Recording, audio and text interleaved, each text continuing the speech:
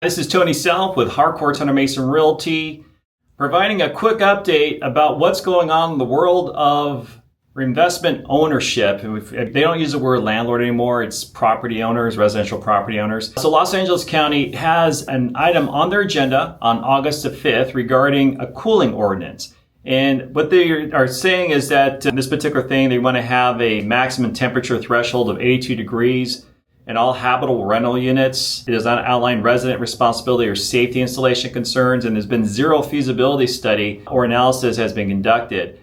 And it requires landlords to allow tenants to bring in portable cooling devices, which is fine, but there are some older buildings that don't have the capacity to do this, and it really should be thought through a little bit more before you require it, because usually what will happen, probably the next step is they usually kind of just inch along that they'll require buildings to have AC, and some of these units are just not set up for that. So my friends at the California Apartment Association put out an announcement about it. I'm going to include the link down there, so if you want to talk to your county supervisor, they have a link to contact them. So this is something that, again, we have to have our voices heard.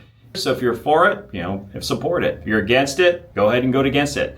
Thanks for watching. This is Tony Self with Harcourts Hunter Mason Realty, saying adios.